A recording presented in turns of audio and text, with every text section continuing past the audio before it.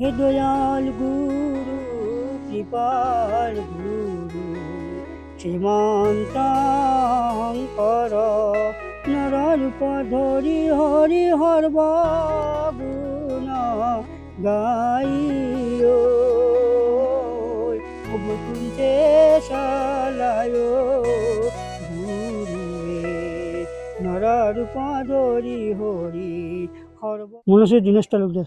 এবার যে ইন্টারভিউ দিছিলে কি হল? এবার ইন্টারভিউটো ভাল হৈছে, এটা উত্তীৰ্ণ হৈ গৈছে আৰু পাছ কৰিছোঁ আৰু এই চতুৰ্থ বৰ্গৰ পৰীক্ষা দি পাছ কৰিলোঁ। আগতে এনেকৈ কিন্তু পৰীক্ষা দিব পৰা নাছিলোঁ, বা আগৰ চৰকাৰে এনেকৈ পৰীক্ষা পতা নাছিল, আমাৰবিলাকৰ কাৰণে এনেকৈ পৰীক্ষা পতা নাছিল। কিন্তু এই চৰকাৰে আমাৰবিলাকৰ কাৰণে এটা চাকৰি পাওঁ নাপাওঁতে এইটো পিছৰ কথা, কিন্তু পৰীক্ষাটো দিবৰ কাৰণে এটা আমাক মানে সুবিধা এটা দিছে আৰু যে এনেকুৱাকৈ এপ্লাই কৰিলে এনেকুৱাকৈ চেণ্টাৰ ৱাইজত পৰীক্ষা দিব পাৰিব, বা DC বা অৰ্ডাৰ আনিলে বা ADC বা অৰ্ডাৰ আনিলে লগত যিজন হেল্পাৰ নিয়া যায়, সেই হেল্পাৰজন তোমাতকৈ এক ক্লাছত তলৰ হ'ব লাগিব, তুমি কৈ থাকিব লাগিব, সি লিখি থাকিব লাগিব। আৰু আমাৰ এটা এক্সট্ৰা ৰুম থাকে এই চেণ্টাৰটোত। মোৰ চেণ্টাৰ পৰিছিলে ৰঘুনাথ চৌধুৰী মুকলমুৱা। এক্সট্ৰা এটা ৰুম থাকে আমাৰবিলাকৰ কাৰণে, ভিজুৱেল হেণ্ডিকেপৰ থাকিব, তাতে DJ বুলি থাকিব, তাৰপিছত তোমাৰ এক্সটাৰ্নেল এজন গাৰ্ড থাকিব, তাৰপৰা মাষ্টাৰ এজন থাকিব, চকীদাৰ থাকিব, কেৰাণী এজন থাকিব, তাৰপিছত মহৰীয়া এজন থাকিব। সেনেকুৱাকে আপোনাক পৰীক্ষাটো দিব দিছে? আমাক পৰীক্ষাটো দিব দিছে। তাৰপিছত আপুনি ফলাফল লাভ কৰিলে? ফলাফল বেয়া হোৱা নাই, ভালেই হৈছে। মুখ্যমন্ত্ৰীক কিবা ক'ব নেকি? মুখ্যমন্ত্ৰী এতিয়া যিটো মৌখিক পৰীক্ষা পাতিব, সেই মৌখিক পৰীক্ষাটো যাতে আমাক আৰু বেছি টান কৰি নোসোধে, আৰু বা বেছি টান কৰি যাতে আমাক যাতে পিছুৱাই নথয়, আৰু আগুৱাই নিবৰ কাৰণে যাতে আপোনালোকৰ লগত খোজ মিলাই নিবৰ কাৰণে যাতে মানে চিলেকশ্যন বৰ্ডত যাতে আমাক ৰাখে। যাতে মই একেবাৰে গৰীব ঘৰৰ, মোৰ মা দেউতা নাই, দেউতা সৰুতে মাৰা গৈছে, মায়ে ডাঙৰ দীঘল কৰিছে।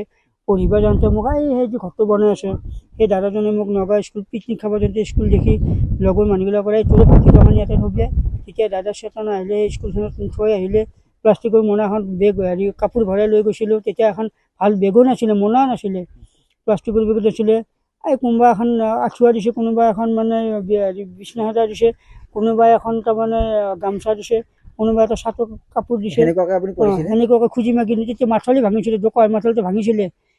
সেই দোকান মাথালি ভাঙাতে ঠিক এটা তাৰপৰা পইচা খুজি আনিছিলোঁ। আপুনি এটা মানে শাৰীৰিকভাৱে মানে সক্ষম লোক, মানে দুয়োটা চকুৰে নেদেখে নেকি? দুয়োটাৰেই নেদেখোঁ মানে অলপ অলপ দেখোঁ। আৰু মোৰ জীৱিকা সেনেকুৱা জীৱিকা একো নাই। মই গুৱাহাটীত গান চান মাৰোঁ, আৰু এই তোমাৰ 2 লাখ টকা ডাঙৰ আয়ৰ পাই কালেকশ্যন কৰি আনো, এনেকৈ চলি আছোঁ। চৰকাৰক আহ্বান জনাইছোঁ, পঞ্চায়ততো কিবা পাৰোঁ। মই প্ৰেচিডেণ্টক ক'লোঁ, আমাৰ প্ৰেচিডেণ্ট থাকোঁতে প্ৰেচিডেণ্টে কৈছে লিষ্টত নাম নালি দিব নোৱাৰোঁ। মই এইটো লিষ্টত নাম আলোৱাৰ কথা নাই, আপোনালোকে লিষ্টত নাম দিব লাগে।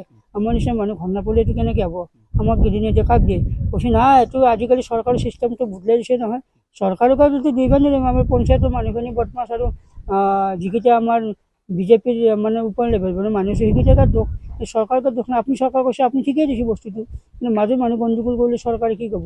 এতিয়া আপোনালোকে আহিছে কাৰণে আপোনালোকক কৈছোঁ, আপোনালোকে প্ৰচাৰটো কৰিলে তেতিয়া চৰকাৰে গম পাব আৰু যে 71 মানুহ এটা অন্ধ মানুহ এটা ঘৰো এটা পোৱা নাই, 49টি পঞ্চায়তে কিয় ঘৰ এটা দিয়া নাই। পৰীক্ষা পতাৰ কাৰণে ভালেই হৈছে। এইটো মুখ্যমন্ত্ৰী মহোদয়ক মই আগতে ক'লোঁ যে পৰীক্ষা পতাৰ কাৰণে আমাৰ সুযোগ হৈছে। আমি আগৰ চৰকাৰে পৰীক্ষা দিব পৰা নাছিলোঁ, এপ্লাই কৰিব পৰা নাছিলোঁ। এতিয়া অনলাইনত এপ্লাই কৰাৰ সুযোগ দিছে, পৰীক্ষা পতাৰ কাৰণে সুযোগ দিছে।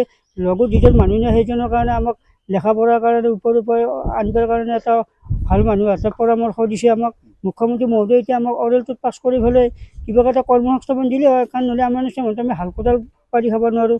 তাৰে কাৰণে মুখ্যমন্ত্ৰীৰ ওচৰত মই নথৈ আনন্দিত হ'বৰ কাৰণে এটা মই আশীৰ্বাদ কৰিছোঁ তেওঁলোকক। সেই আশীৰ্বাদটো তেওঁলোকে বুজি শুনি লৈ যোগ কৰি যাতে আমাক কোনোবা এখনৰ অফিচত ধৰি নি যাতে আমাক টেবুল এখনৰ ওচৰত ধৰি আমাক যাতে চকীখনত বহাই থ'ব পাৰে, বা মাহিলী কিবা এটা আমাক দি চলা ফুৰা কৰিবৰ কাৰণে তেওঁ উপকাৰ কৰে। হে দয়াল গুৰু কৃপাল গুৰু শ্ৰীমন্তঙ্কৰ নৰৰূপ ধৰি হৰি হৰব গুণ গাইও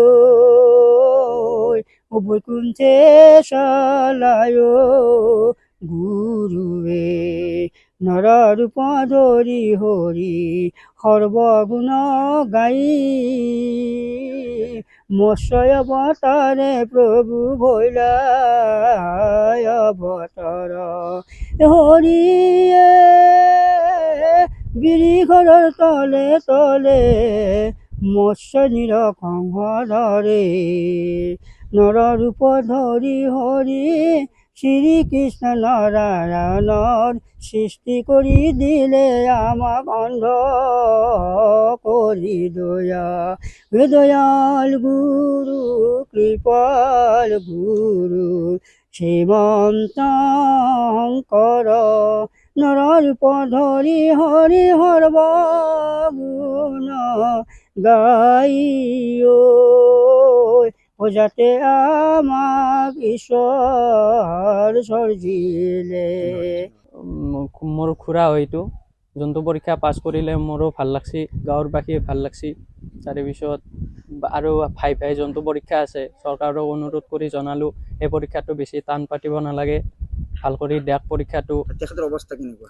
অৱস্থা ভাল নহয়, ইমান থকা ঘৰ নাই বুলি ক'ব পাৰি। সেইকাৰণে চৰকাৰৰ বাসী মই আহ্বান জনালোঁ যে ঘৰ এটা থকা ঘৰ দিয়ক। তেহেঁতে গুৱাহাটীত গান মাৰে আৰু গান চান গাই থাকে, গান সেনেকৈ চলি আছে। সেনেকৈ চলি আছে।